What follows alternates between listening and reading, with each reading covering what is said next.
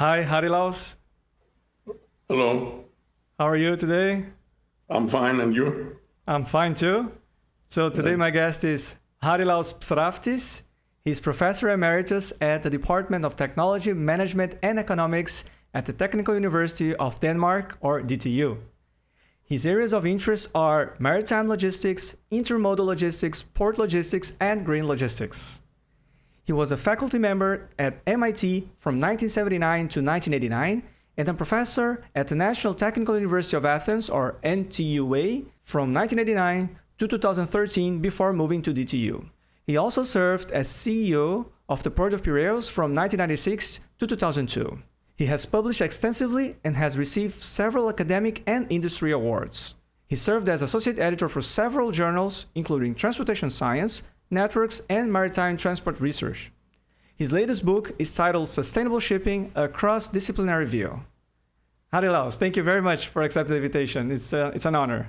Well, thank you very much for inviting me, and take this opportunity to commend you for this tremendous effort.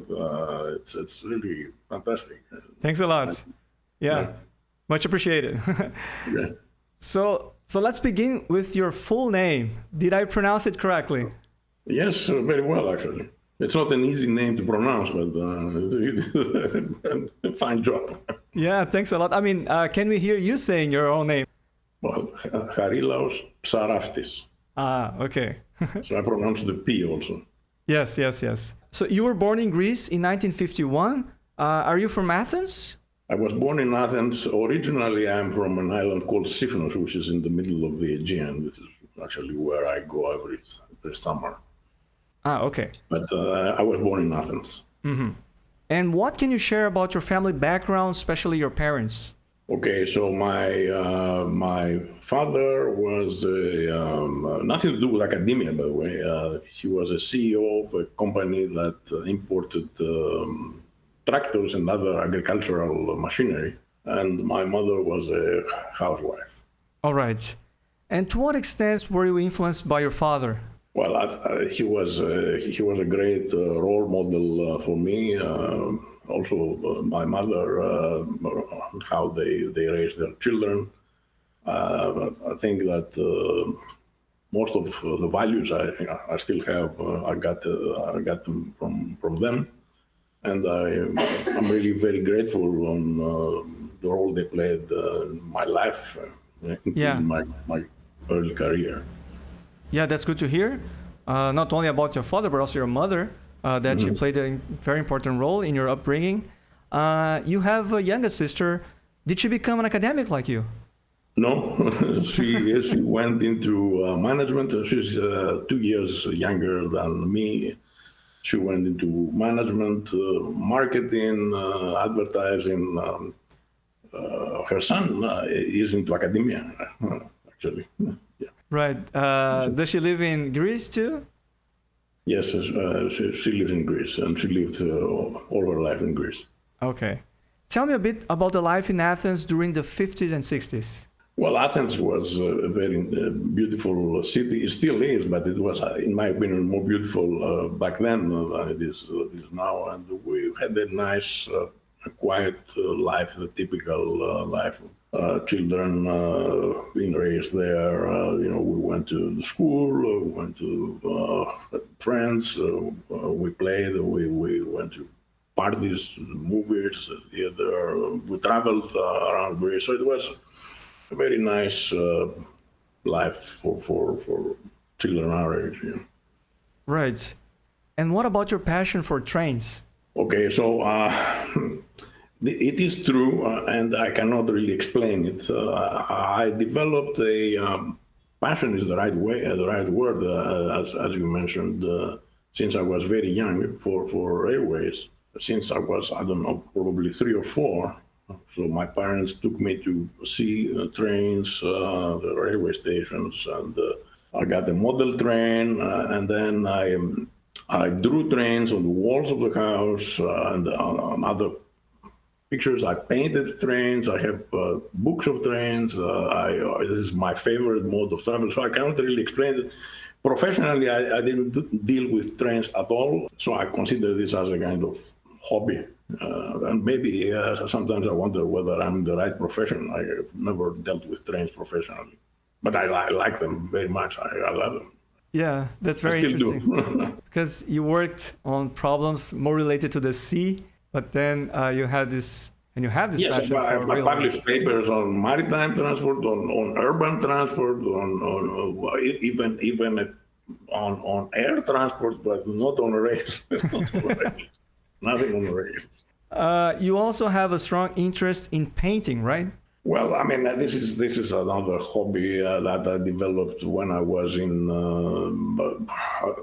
as young as 10 or 11. So I started doing oil paintings together with my father, and then alone.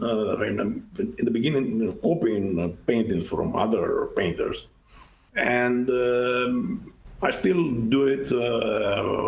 I've done it throughout my life, and it keeps me. Whenever I'm stressed, it helps me overcome the stress. I'm not. I don't consider myself a particularly good painter. My father was much more prolific than me. Yeah, but I've seen some painting of yours, and they look great. Well, thank you. I don't know. And do you have any favorite painters? My favorite painter is Claude Monet. Actually, I have painted I have copied a couple of his pictures. One is actually a train picture, which actually took me about 13 years to finish, because I started it when I was taking my doctoral exams at MIT, and then I left it unfinished for something like 13 years, and I finished it when I came back to Greece 13 years later. Wow. But that's I've been to Monet's place in France, in Giverny, and he's actually much better than me. And were you into sports? Well, I was never really a sports person, but I did some sports, starting with football. We were actually playing outside our house in Athens. And then I did some tennis, swimming, squash, racquetball, skiing, both snow skiing and water skiing. But I do not consider myself a very big sports person. Mm-hmm. Do you support Olympiacos or Panathinaikos?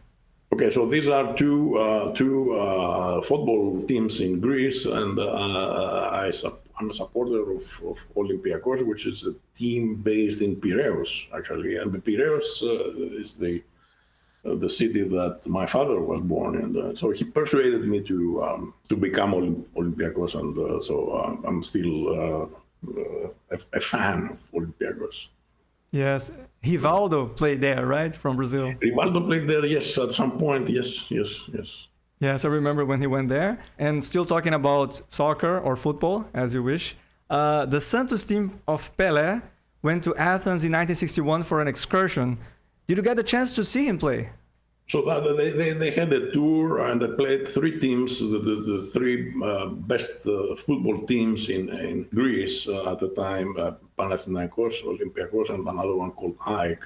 And they beat, they won over Panathinaikos and AEK, and then there was this third game against Olympiacos, and Olympiacos won, actually, two goals to one. And Pelé was playing that match. So that was a big, consider this a big,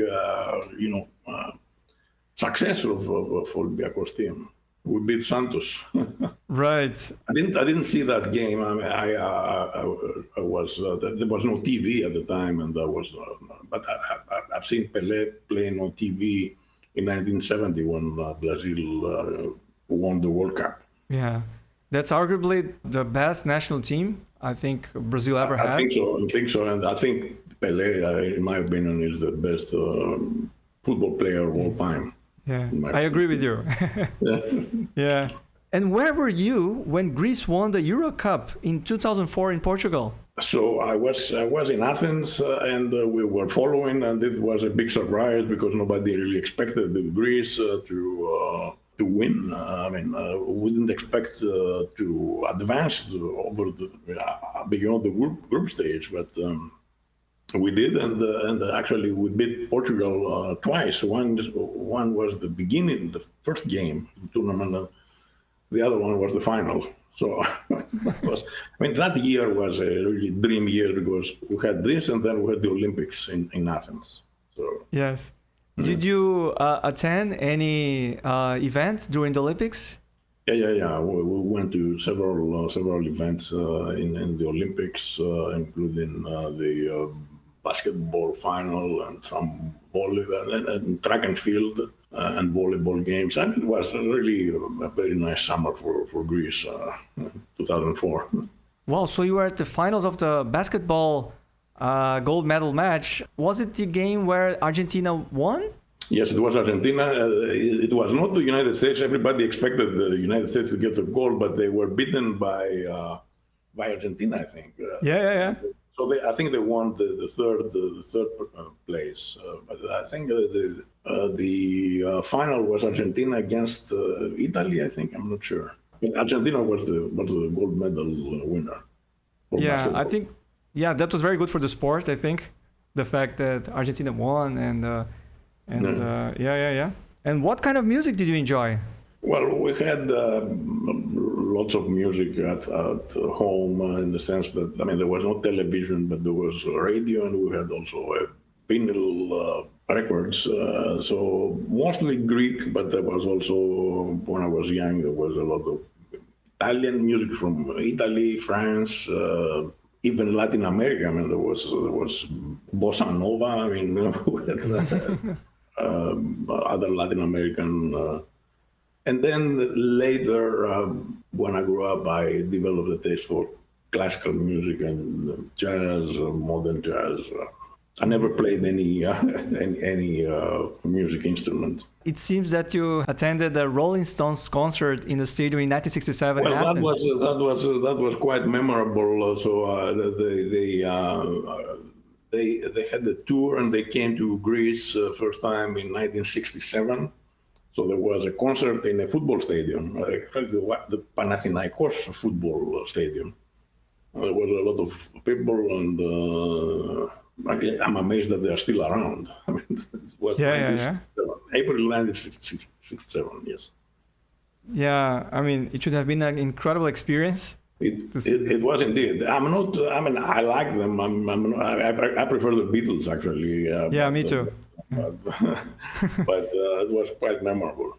Yes, but I like the Rolling Stones songs from the 60s and early 70s more than what they have done later. So at that period, at least, it would have been a tremendous joy if I had a chance to attend the concert as you did. Yes. So what did you like to read in those days and even in recent years?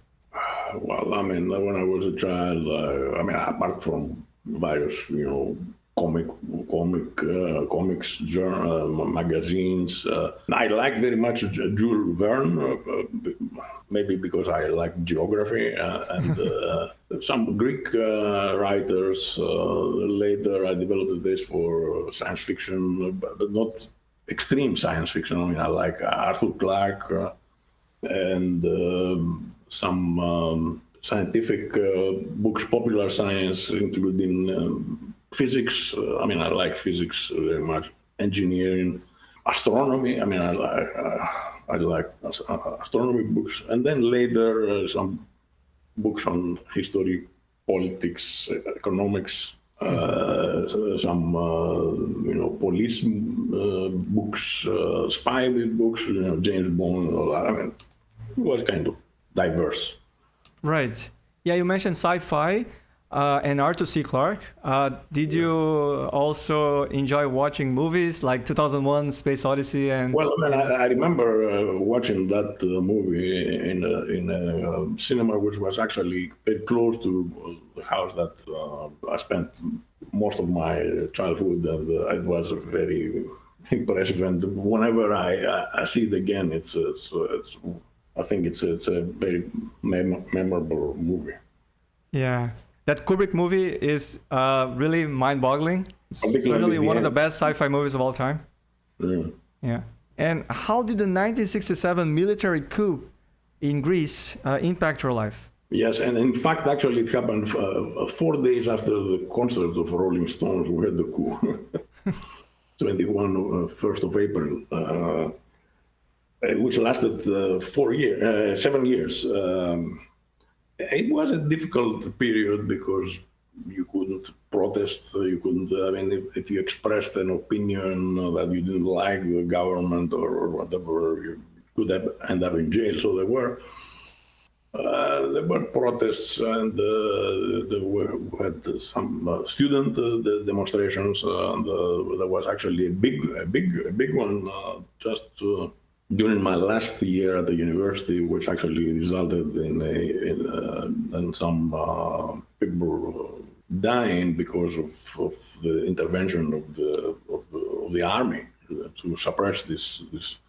So it was a very difficult period for Greece, and it ended just before I was ready to go to MIT in 1974, about 50 years ago.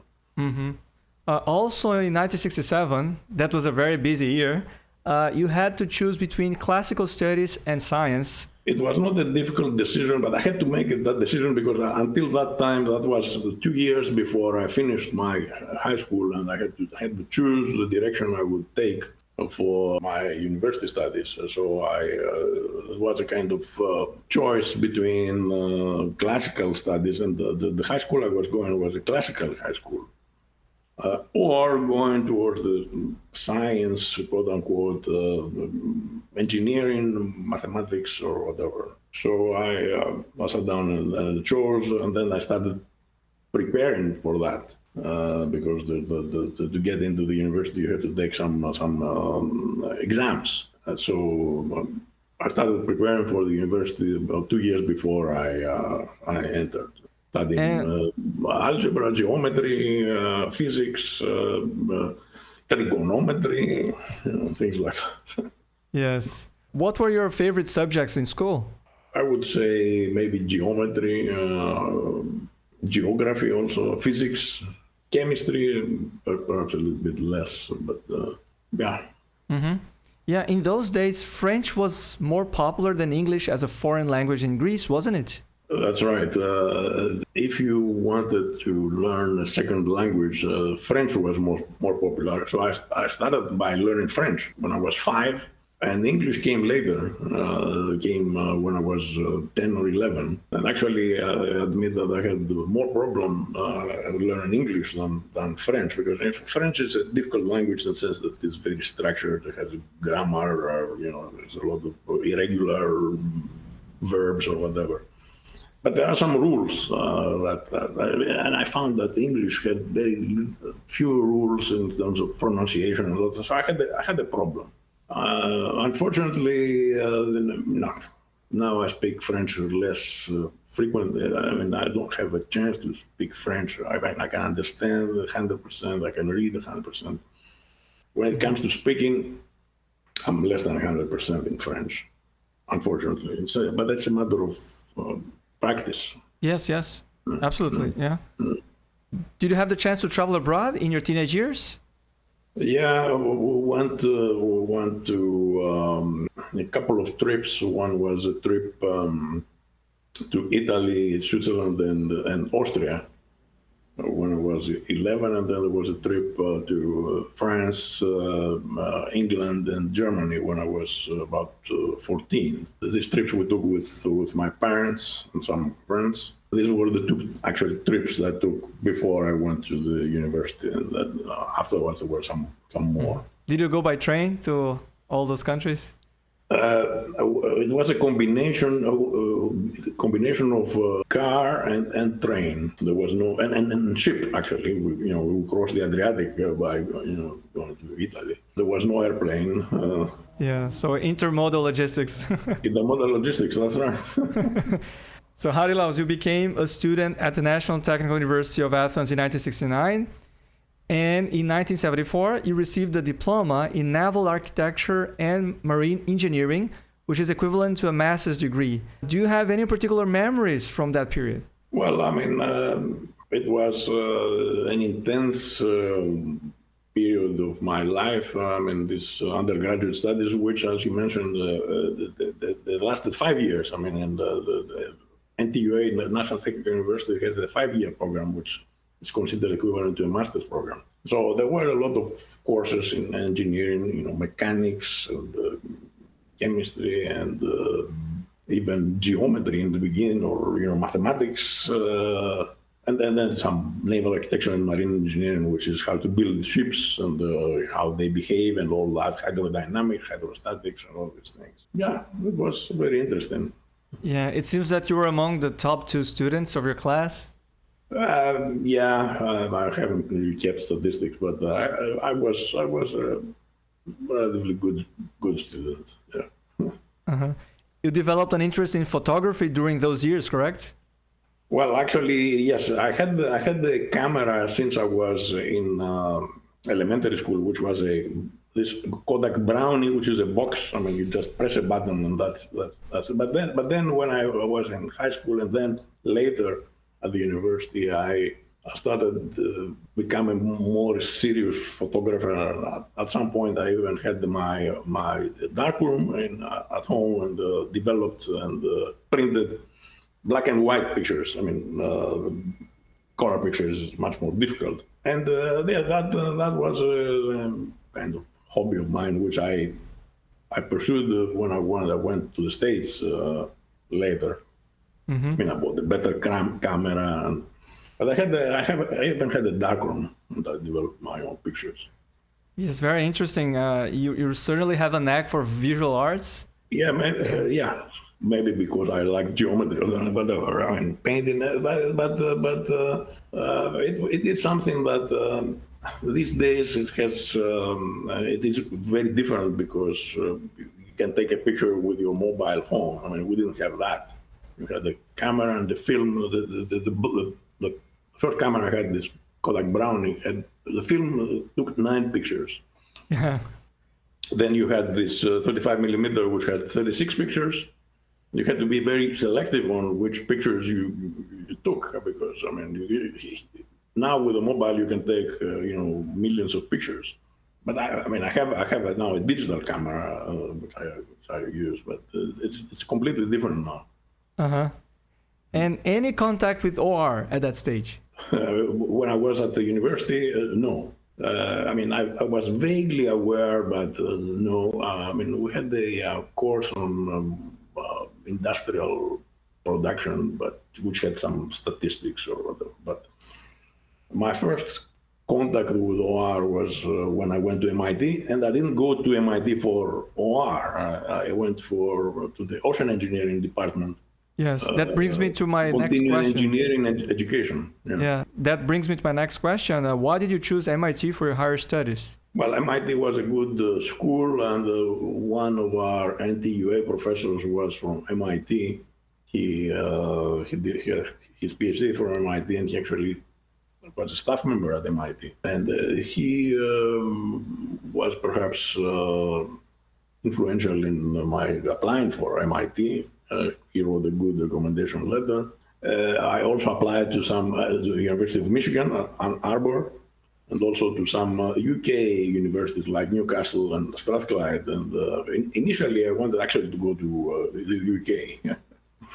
But this professor, and plus a cousin of mine, persuaded me that going to MIT would be better. So they played a role in that decision. Right. So off you went to Boston in 1974, and it seems you became a big Boston Celtics fan after moving to Massachusetts. I wish I had the chance to see Larry Bird, one of my all-time favorite basketball players, playing alongside Kevin McHale, Robert Parrish, and others against the Showtime Lakers of Magic Johnson and Kareem Abdul-Jabbar in what many refer to as the classic era of the NBA.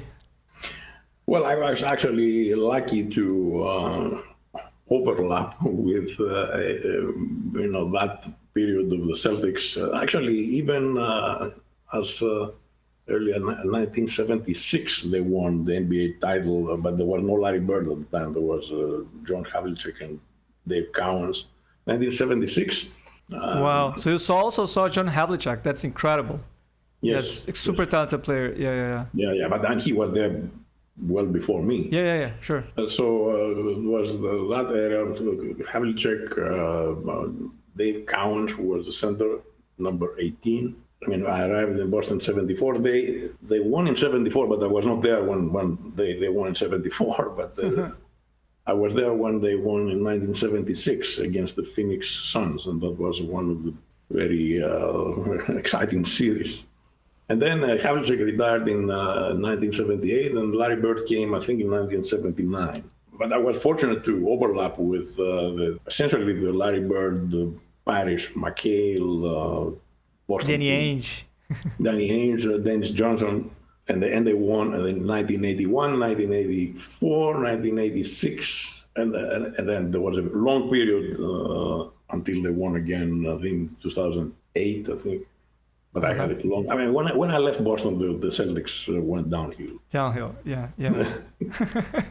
Yes, I keep imagining if John Havlicek played together with Larry Bird at some point. Well, yeah, I read the statement from him that if he knew that Larry Bird was coming along, maybe he wouldn't have retired in 1978. But, he didn't know at the time. Okay, so at MIT, you pursued 2 master's degrees with a shared research project, right? It was a shared master's thesis. The 2 degrees were naval architecture and marine engineering, the continuation of my NTUA studies, and then the other one was shipping and shipbuilding management. It was when I took courses for the second master, the masters were in parallel and the thesis was common. It was during the time I took courses for the second master's that I started developing an interest in operations research, because I had to take a probability course, an optimization course, some operations management courses, and then I became aware that there are some people doing OR at MIT. I had a common master's thesis, which was, you could consider that it had an OR content because it was rather involved probabilistic analysis of some processes in the ocean about ship motions and all that, and some statistics there. But it was during my master's studies that I decided to switch to OR. And I had an opportunity because one of the professors at MIT called Amedeo Doni, he made an offer for me to work for him on some OR problems. So I took that opportunity. It was kind of scary because I had it was a completely different area, but I made the switch and I haven't regretted it. Yes.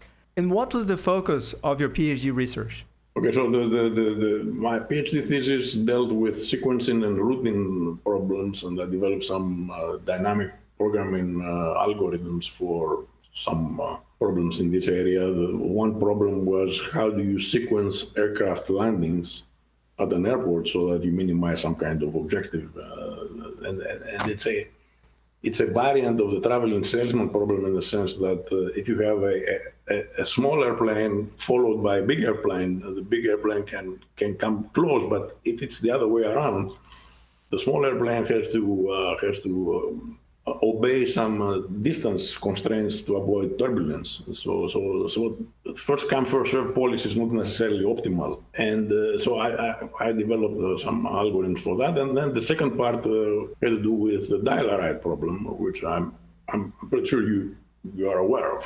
Yeah. You're going to talk about that shortly too? Yes. Uh-huh. So, and it's interesting that I was still a student at ocean engineering, and I was able to write a thesis on these topics. And it's something that you can do at MIT. It's a very flexible environment. Yeah, that's very positive.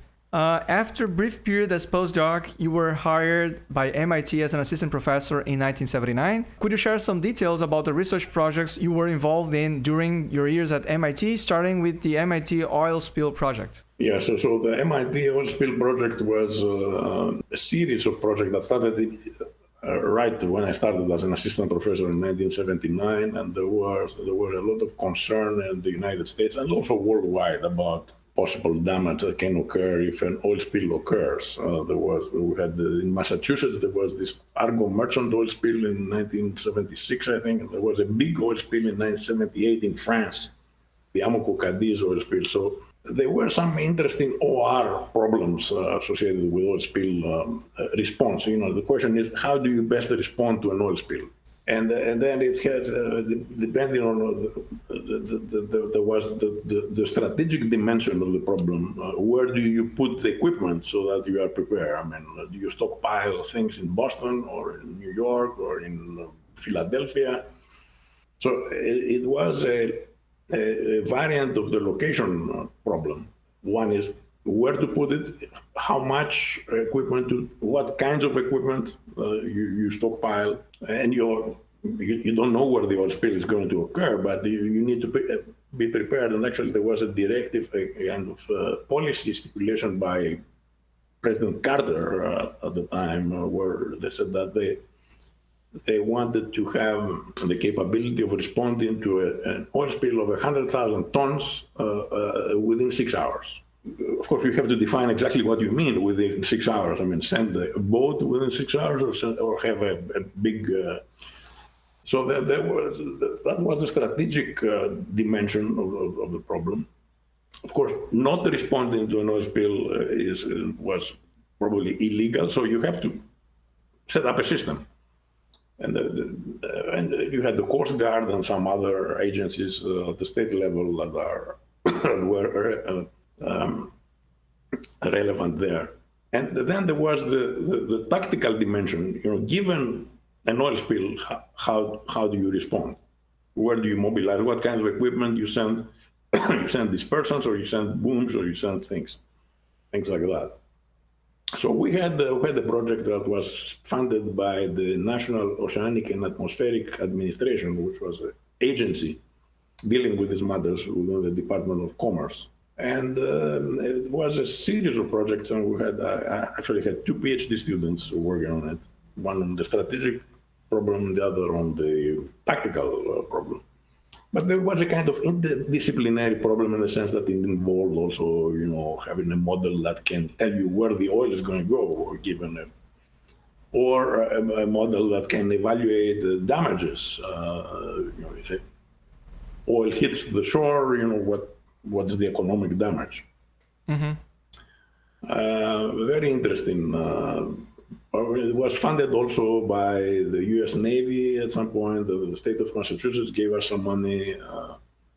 We had some money from Petro-Canada. They wanted to know where to locate their dispersant facilities. Mm-hmm. So it was a very interesting project. So this is one of the projects that I started when I started at MIT. Mm-hmm. Yes, there were also some other projects completely unrelated to oil spills. But for sure that one was really relevant. Yeah. And since you mentioned the dial-a-ride problem, I remember citing your highly influential papers on the topic during my master's work. I recently worked on the multi-dipole heterogeneous DARP, which was the master's topic of my student Igor Malheiros, and we even published a paper in CNOR in 2021. Could you share some insights about your experience with this classic routing problem? Yes, it was an interesting problem, and I published several papers there, and we had actually some projects that ran when I started at MIT and lasted several years. These were projects sponsored by the U.S. Department of Transportation. There was this AMTA, Urban Mass Transportation Administration.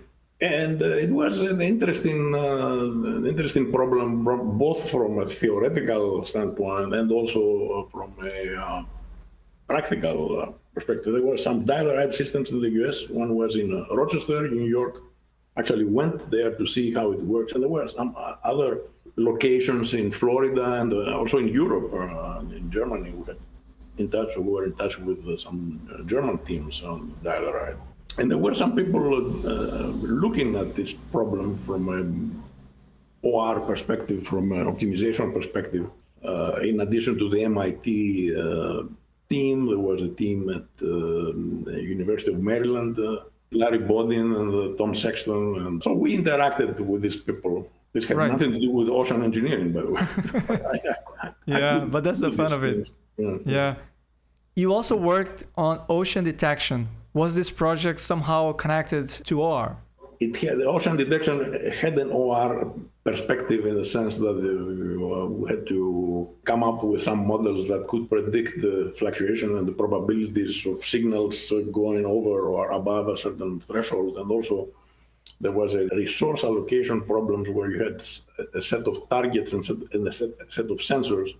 The problem being which sensor tracks what target. So this was a project that was funded by the Office of Naval Research. It lasted, I think, 4 years. And I wrote some papers, and there was this journal of the Acoustical Society of America, but most of the problems that I published there had the kind of OR methodological flavor, which sensors you allocate to what targets, and some estimation of the probabilities of detection and all that. Mm-hmm. And finally, could you comment on the project involving ship routing and scheduling? Yes, so that was a natural kind of extension because, like I said, I'm dealing with shipping, and the teacher course in maritime transportation is a relevant ship routing and scheduling problem. So at that time, we got a project funded by the Office of Naval Research, but the funding came from the so-called U.S. Military Sea Lift Command, which is an agency of the Department of Defense. And the problem was what the Navy should do to route and schedule their ships, merchant ships that were under their command in a mobilization situation. So it was a project that I had jointly with Jim Orlin at the Sloan School of Management, and it lasted several years, and 2 PhD theses produced as a result of this project. We developed an algorithm, and we focused on the dynamic version of this problem, in the sense that you had a situation that evolved time-wise. And the question is, what ship picks up what cargo, and what is the routing and all that. So it was a maritime application of routing and scheduling. Yes, several exciting projects, most of them related to OR and optimization. Did you continue coding after your PhD, or you left that to your students? While I was at MIT, I did not code after my PhD. So I coded my PhD in Fortran. Actually, I used Fortran also at NTUA when I did my bachelor thesis, my thesis at NTUA. When I was a faculty member at MIT, I did not code, but I coded many years later when I was in Greece. I just wanted to see if I can do it again. Right. Yeah. So you went up and down holding punch cards at MIT? Well, I mean, in the beginning, we had this big room with punching machines. So the computer programs were in the form of cards that were punched. We even had a locker room at the computer center instead of hauling boxes all the way across campus. So my first year, we had have this process. Have a box of cards, you take them to the computer center, and then you have a reader that reads the program. Then you had to wait until you get the output. It was a few years later that they had they switched, they converted into a system where you could hook remotely from your office, initially using an acoustic coupler. Amazing. And then you had the so-called time sharing option, and then you had a screen in front of you, and you could run things online, and so the environment changed a lot during these 15 years that I spent at MIT. I mean, they had a big project called Project Athena, on how you can use the computers on campus for teaching. I had so the evolution was just amazing. Yeah, it should have been wonderful to witness all of that firsthand. So you consider the paper on the practical importance of asymptotic optimality in certain heuristic algorithms published in Networks in 1984 as your favorite. Is there a particular reason for that?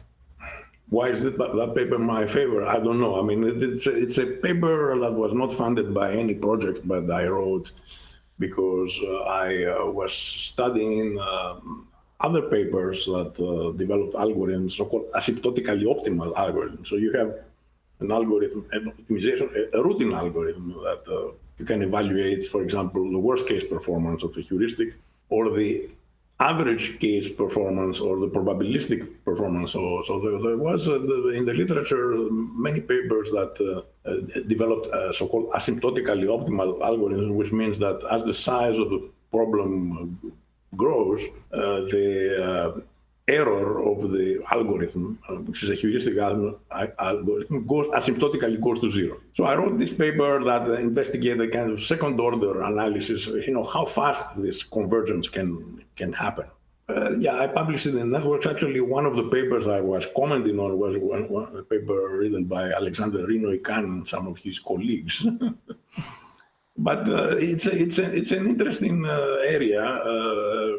I became interested because I read some papers, starting from the traveling salesman problem. There's a result that links the length of the optimal traveling salesman tour on an average case basis. It links it to the area that the routing takes place.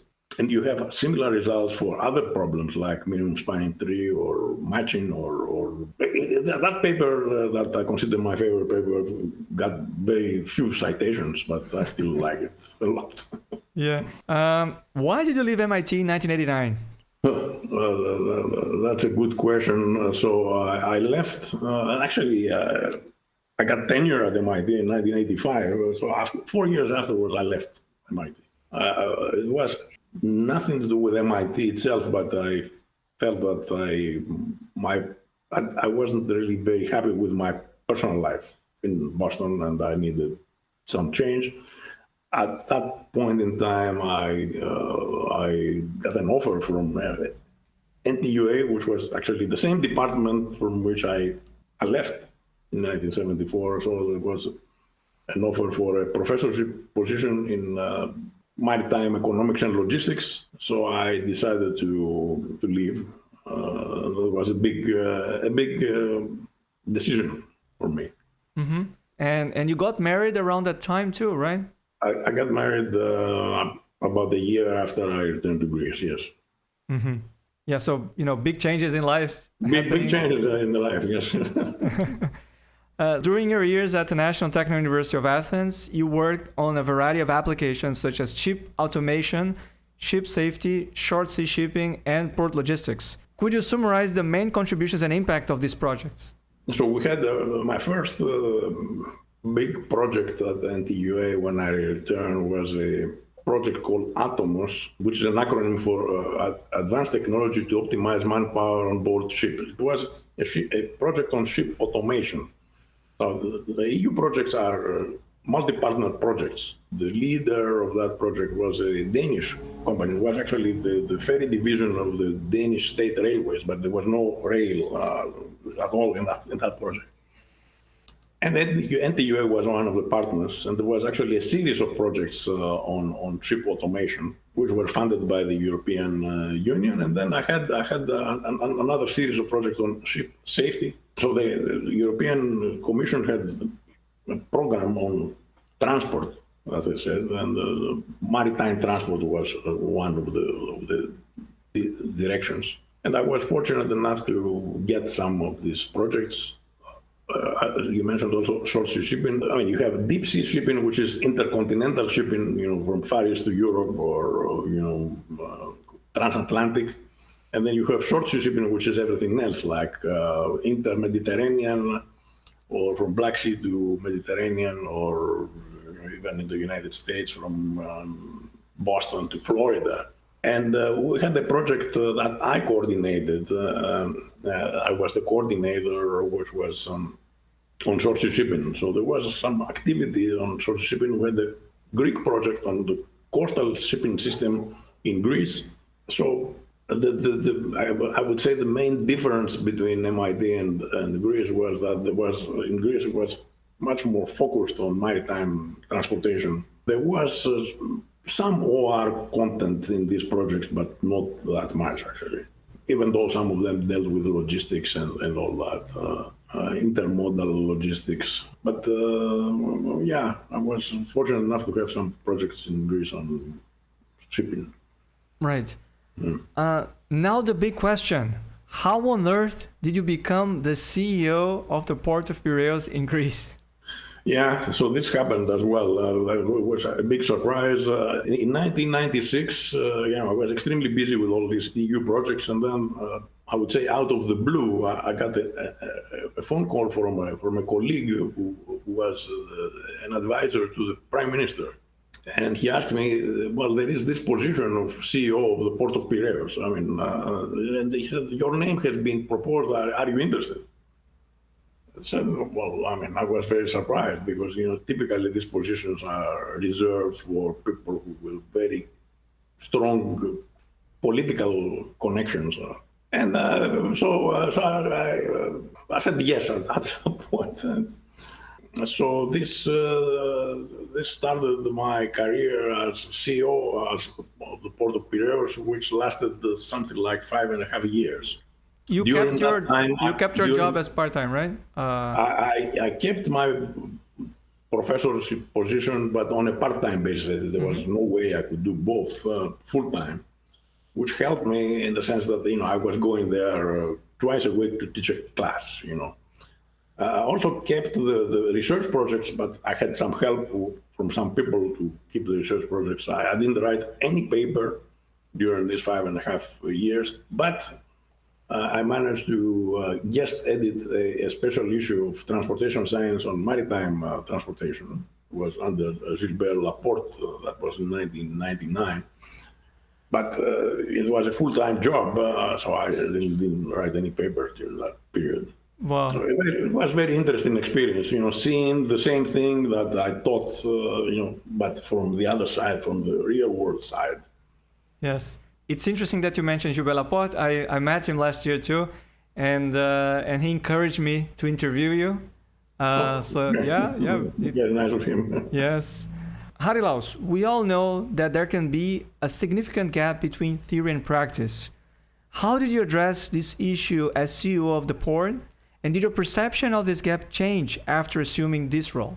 Well, actually, this is when I realized that there was a gap. I mean, in a sense, I'm going to give you an example.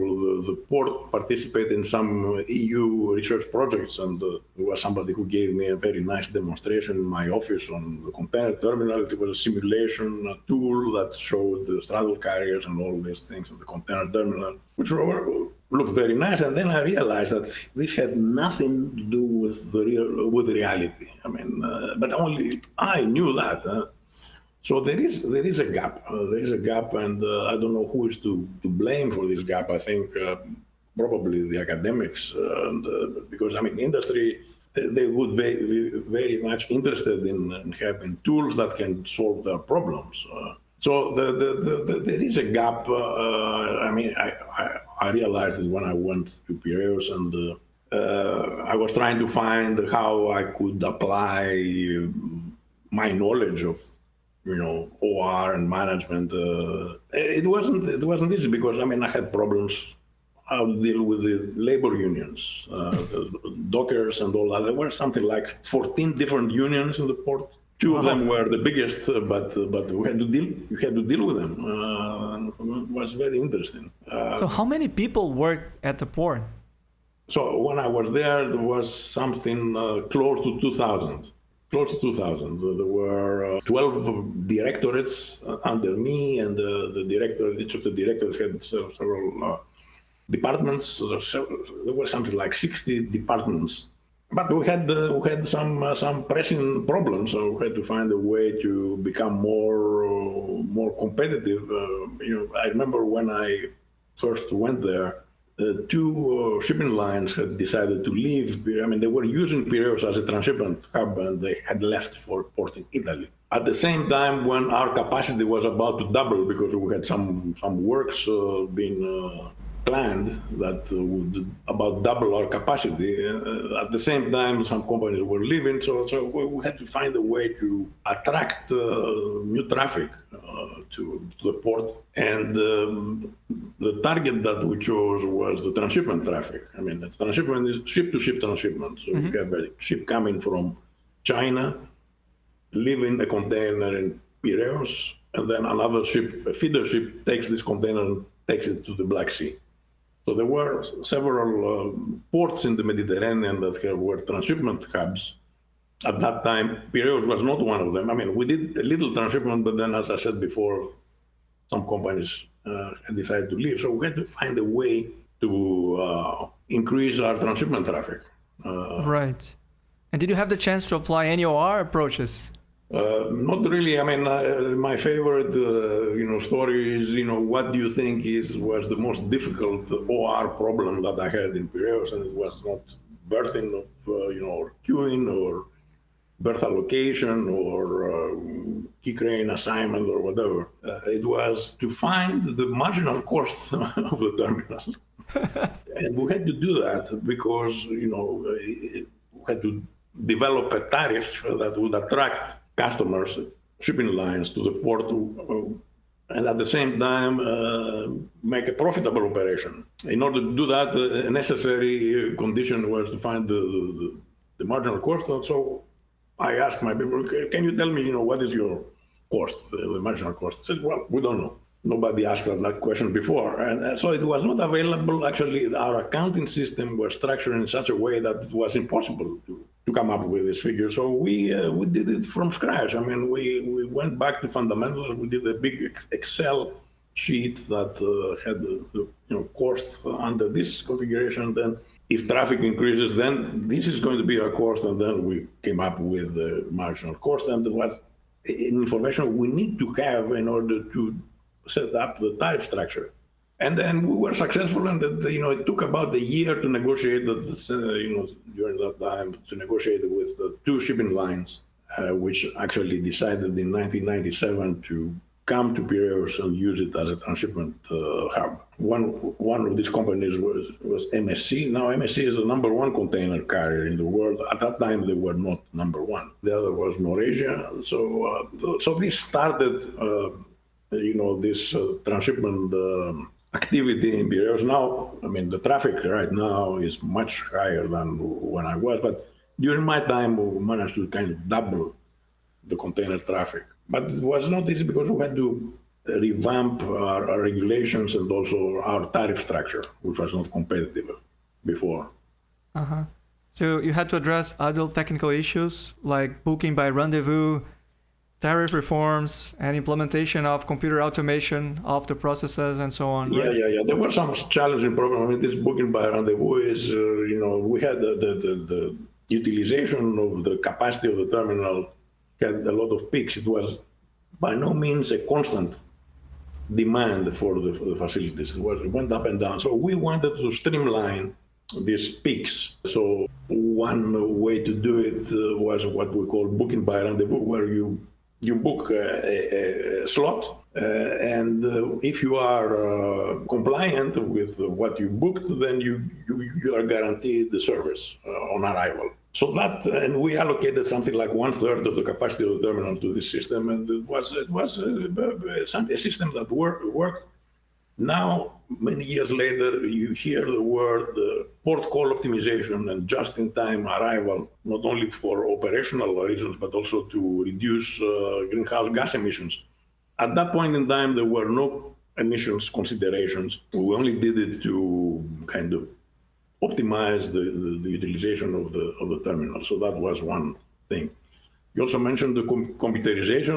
Believe it or not, things were done by hand, if you can believe it. And we had a big computer project, how to automate mostly the container terminal. I consider this as perhaps one of the most important projects throughout the port's history. The computerization of the terminal, which involved not only, it did not really involve putting on the computer things that were done by hand, but it also involved the complete re-engineering of the operation of the terminal. Of course, now, all computer terminals, I mean, it's inconceivable that the computer terminal does not have a computer system. But it was not an easy thing to do, but we managed. I mean, we had the so-called go live, where we shut down the terminal for 24 hours so that we get the inputs to the program. I mean, where is every container? Because if you get the wrong input, then how can you optimize if your input is wrong? And we did this on a Sunday, because the traffic on Sunday was less than other days. And we pushed the button, so-called go live. It went well. I mean, it had to be done. Mm-hmm. And the Port of Piraeus became a hub port and eventually an actual corporation thanks to your negotiation efforts, right? Well, yes. So I was lucky or unlucky, it depends on being serving as CEO under two institutional regimes. The one was a so-called public law undertaking, which is the equivalent of a municipality or a school or university or whatever. And the government had decided to convert companies like these into corporations, so that you have a better transparency and a better delineation between the port and the public sector. So this transformation took place in 1999. There was a law that transformed the port into a corporation, initially owned by the state 100%. At some point after I left the port, there were some stock sold at the stock exchange. But it was a transformation to how do you, I mean, before the transformation, we did not pay taxes. The pensions were paid out of our own pocket. I mean, the number of pensioners were greater than the number of active personnel. So this had to change. So after the transformation, we started paying taxes. We started paying a fee to the government for the leasing of the facilities. I mean, the owner of the facilities was the state, but we used them as a corporation. So there was a big transformation that took place. So I was CEO under both institutional regimes. Mm-hmm. In 2002, you had enough and returned to academia full-time, shifting your focus I returned to academia. And so I resumed my academic activities. I started writing papers again. I wrote a couple of papers about the port, actually. But it was a very useful experience also for my academic career, because I mean I knew how yeah, absolutely, the real thing. I had seen the real thing. Yeah, and so I started again writing proposals and getting projects and. Had a number of EU projects and also some Greek projects, some of which we actually coordinated as NTUA. And some of those projects are at the intersection of emissions, maritime logistics, and port logistics. Could you briefly summarize? At some point, I started being involved in emissions. I mean, I had no idea about emissions until about 15 years ago, but there was a discussion about ship emissions and a continuing discussion and more discussion about emissions. So it all started with a small project on emissions, and then I got several additional projects on emissions and ship emissions. And as you said, the interface between emissions and logistics, because there are parameters that can affect both. And the question is, what can you do to have a kind of optimal performance, both from an environmental viewpoint, but also from an economic perspective. Right. And could you briefly summarize your research contributions from that period? Well, as it turns out, this is the area in which I have written most of my papers. I mean, I didn't plan for it, but this is what happened. I mean, I had several projects in this area, both at NTUA, and this was connected to a regulatory activity of the International Maritime Organization, which is actually an agency that is tasked to regulate shipping, but among other things, it regulates the emissions. And it continued after I left the NTUA and went to Denmark. We're going to talk about that shortly. But before that, tell me about your involvement with International Maritime Organization, or IMO. Okay, so the IMO is a UN agency, and the task of the IMO is to regulate shipping. So it regulates maritime safety, for example, or the certification of seafarers, or among other things. It has several committees. One of the committees that I became familiar with is the so-called MEPC, the Marine Environment Protection Committee. This is where all the decisions that deal with the environmental aspects of shipping are being made. So I started being involved not on emissions, but on oil pollution. Actually, I remember my times at MIT when I dealt with oil spills. So there was an activity on what is really the economic implications of oil pollution. And they had a methodology called formal safety assessment, which was until that point in time only focused on the safety aspects. What happens if somebody dies, or things like that. Then they started extending this to environmental criteria. So I was asked to chair a group or a series of groups that would extend these guidelines that they had into environmental criteria. And this is something that took something like 4 years. I mean, there were, these groups have all the stakeholders, you have all the countries that are interested in this area, plus observer organizations. So you have countries like Japan, United States, Germany, Greece, or whatever. And you had shipping associations and then oil companies associations to come up with a way that you can evaluate the environmental damage. It was the so-called environmental risk evaluation criteria. I remember that one of the papers that I submitted, I formulated one of these problems as a knapsack problem. And it was very interesting because these people, first of all, they have never heard about this. And I also talked about the greedy algorithm for the knapsack problem. But at the end of this 4-year period, we managed to come up with a formula that kind of estimates the damage cost of oil spills that you could use to make decisions on how big it should be in the tankers that have double hulls, or to make other decisions that can prevent, or minimize the impact of pollution. It was a very difficult process, but it took, so that was my first kind of exposure to the IMO process. The second, which started a bit in parallel, had to deal with emissions. I was involved in some committees that had to recommend market-based measures. Market-based measures, you put a tax on air pollution, or CO2 or greenhouse gases. Now, by putting a tax, you change the behavior of the user. I mean, you go slower to pay less tax, or you buy a ship that is energy efficient. So this discussion started in 2010. There were meetings and whatever. At some point, it was suspended. So I became involved in the discussion on emissions. And it was interesting because I had some projects from a university that dealt with these issues. It's nice to have, when you do research, to know exactly what's going on in the real world. And of course, at the IMO, there is a lot of politics. But this is what it is. I mean, you have to take, the real world and try to see how you can use it. And that, on the other hand, it would be nice if the results of research like this are useful to the policymakers. Yes. And it should have been really challenging because you had to address political issues, environmental issues, logistics, dealing with so many countries at the same time.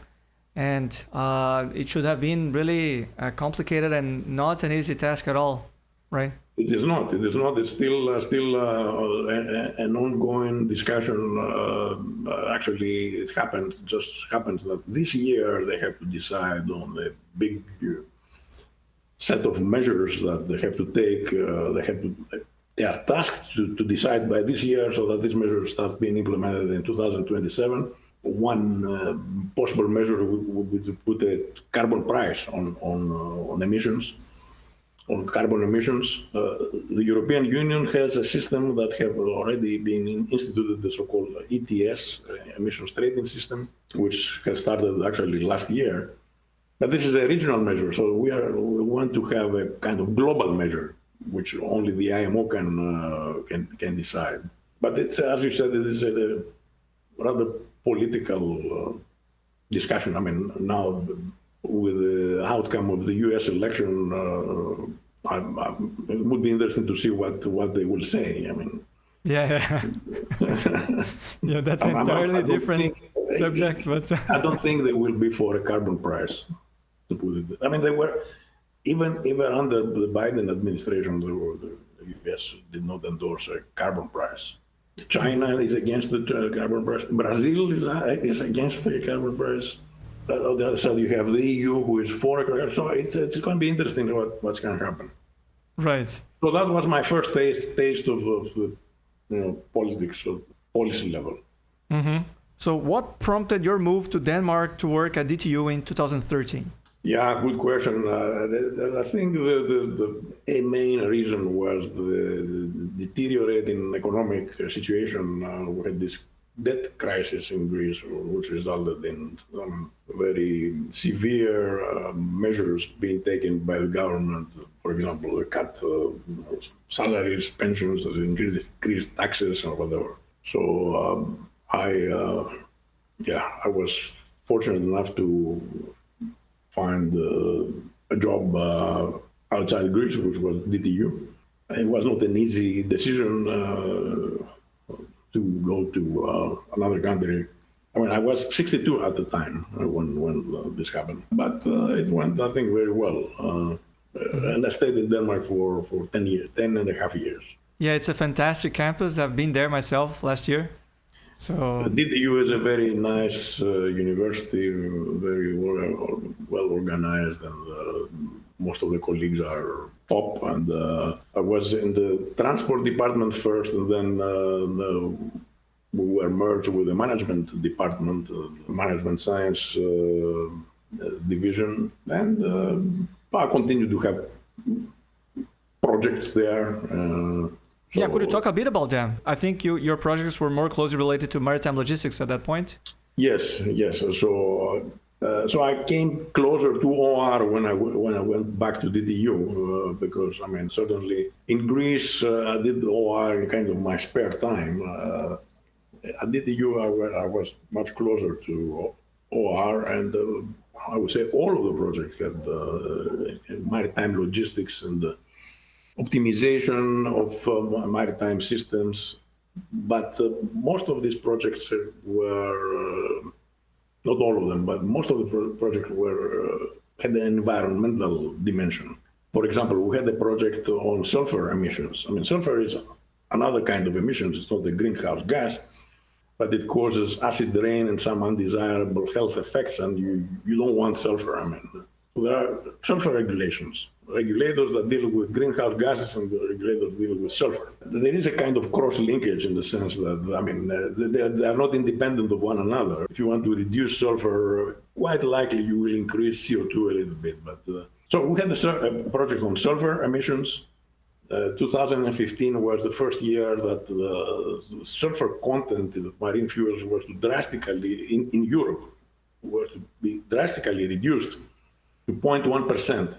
And the concern was that because the low sulfur fuel is much more expensive than the higher sulfur fuel, that this would result in modal shifts away from the sea. I mean, if you had a road alternative, sending a cargo from Sweden to Belgium, for example, you could take the boat or you can send it by truck.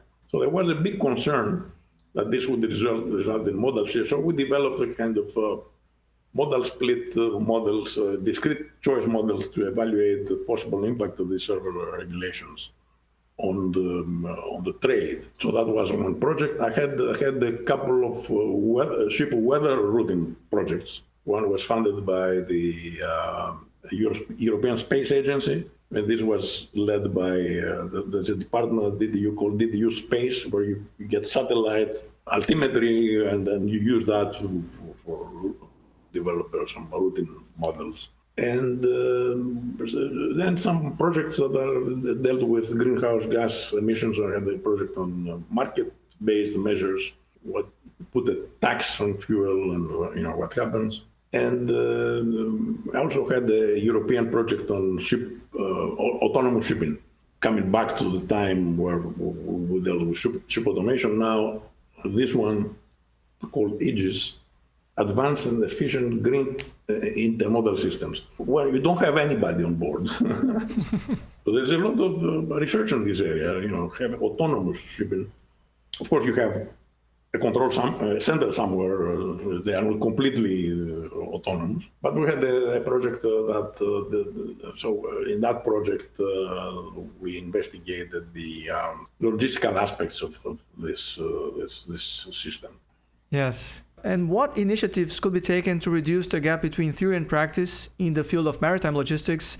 Also, could you highlight some research opportunities for applying OR to this and other related fields? Well, there is still a gap, and it falls mainly upon the academic community to try to reduce it, in the sense that it would be nice in this, whatever research is done, to have a very close collaboration with industry, not do things without the industrial input. So I saw that whenever I had this industrial input. We had many of these projects an industrial advisory committee, which had starting from all the way from MIT, where we had some stakeholders coming in every 3 or 4 months, and we presented, and they gave us some advice. I think this is very important to have this link, as close as possible with industry, so that you hear what they say and you take this and try to factor it in your analysis. Whenever I did this, the results were very useful and very important. Whether this is happening or not, I think I would like to see more of it being done. Many times I review papers that are more theoretical and have a very sophisticated models or whatever, but sometimes they lack a connection, a strong connection to what is going on. But it's not easy to do it. But I think it can be done, and I would like to see more of it. Right. Closer collaboration with industry. Industry, of course, they don't do research. They do what they do, but it's you have to have this input. Either have collaborative projects with them or having them on an advisory capacity. I think it's necessary. Mm-hmm. Of course, I cannot rule out a project that is purely theoretical. Find a good algorithm for Euclidean drive. I don't know, dial-a-ride. But even there, you need some strong connection with the real world. Mm-hmm. Yeah, and also sometimes the papers are too theoretical, and I understand that that's very important for science to make advances, and sometimes the application of that research will not be in the short term. But at the same time, it can be hard for people from the industry to digest all of that too, right? Yeah. You need to, in order to bring industry on board, you need to, speak their language. If you hit them with something that is not easy to understand, it's more difficult to get them on board. Mm-hmm. Yeah.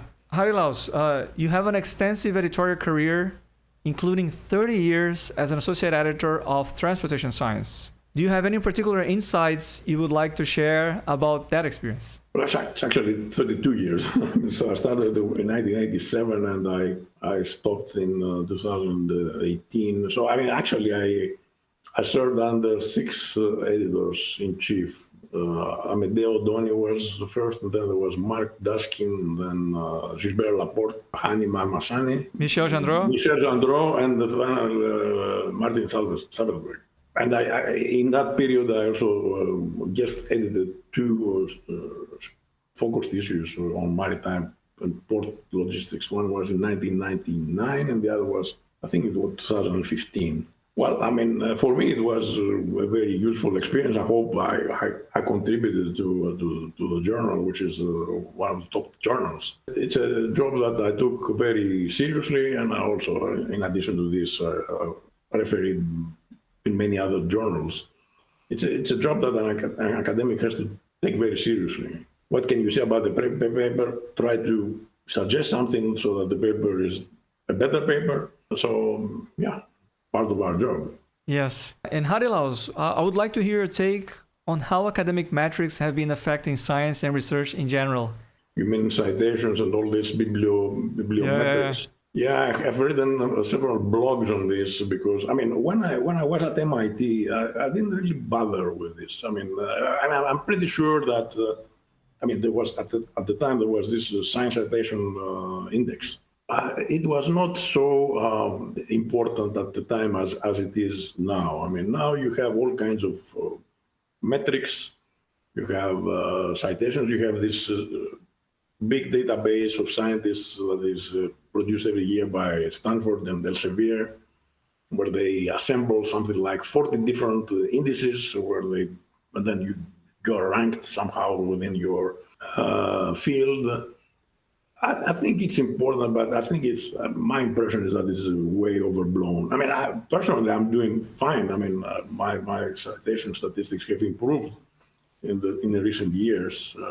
I'm not sure how long this is going to last. Probably not that much, but I think it's way overblown, and it is certainly one thing that you need to look at. But I think other things are probably more important. And do you see any consequences or implications of this, obsession with? Well, I see people, young people. I mean, I had a lecture at DTU a couple of years ago on the so-called citations chase, and the room was full of PhD students. I said, why are you people interested in this thing? What? Yeah, I think it is being considered by some universities. I don't have the full picture, how is MIT, for example, considering citations? I heard from a colleague that they are not really putting so much emphasis on citations, they put an emphasis on other things. So I think it's something to consider, but don't overdo it. I mean, that's my opinion. Right. Do you have any regrets? No, I don't have any regrets. At some point when I returned to Greece, I was thinking that I may regret this decision, but then it took me something like 2 or 3 years to find my way. But in retrospect, I have not regretted it. In many ways, I found that Europe is perhaps, at least at that point in time, it looked more exciting than MIT.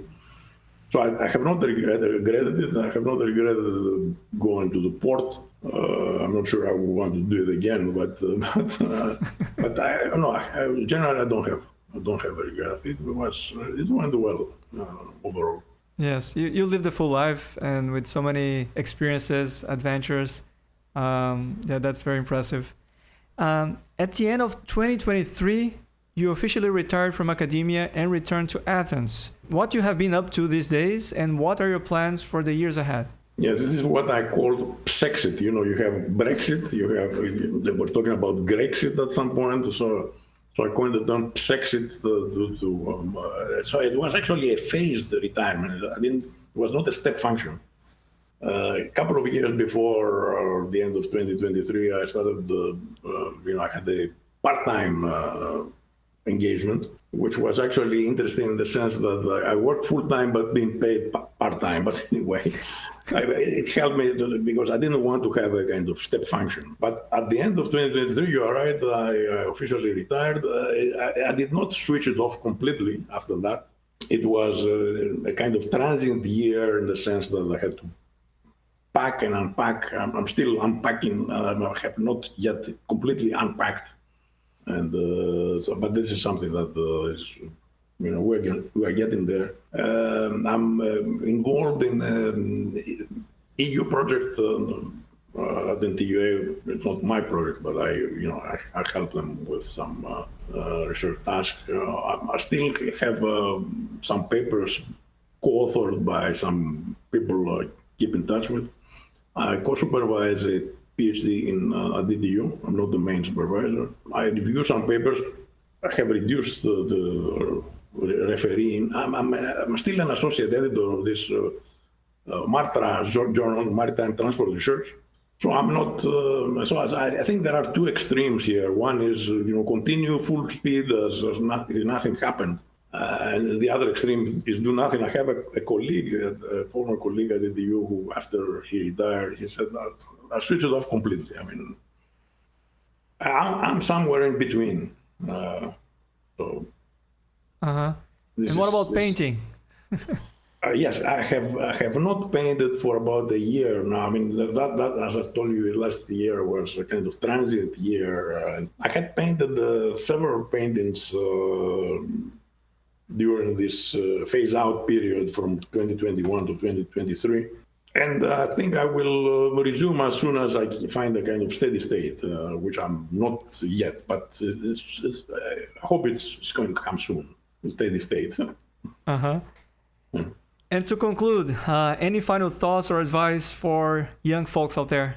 Well, advice, they should not be afraid to pursue their interests and be engaged and listen to the advice of older people. And I mean, it's their career, it's their life, and I think they should they have all the energy that is necessary, and they should not be afraid to use it. There's a lot of opportunities, particularly about OR. I mean, OR is still very important, perhaps even more important these days than it used to be. And you have lots of new areas. You always need sound kind of scientific methodology to reach important decisions rather than saying, I'm going to do this or going to do that without any kind of justification or support. All right. So thanks a lot for your time, Harilaos. I had a lot of fun listening to your stories and Thank experiences. You very much for this incredible effort you are putting together for this series of podcasts. I think it's very useful, and keep it up. Thank you very much for your support. And I wish to meet you in person. I missed you because I went there last year, 2024, to Denmark, but you had already left. Maybe we can meet one of these days. You were always welcome to come to Brazil. I haven't been in Brazil. Yeah, you're always welcome to come here if you are interested, and we can arrange for some, talk or sightseeing, especially here at my town, João Pessoa, which is in the easternmost point of South America. So yes, I saw the map. It's incredible. It's a big country. It should be very exciting. Yes. Okay. So take care of your health and stay productive in the years to come. Ciao, Harilaos. Thanks a lot. Bye. Bye. Ciao.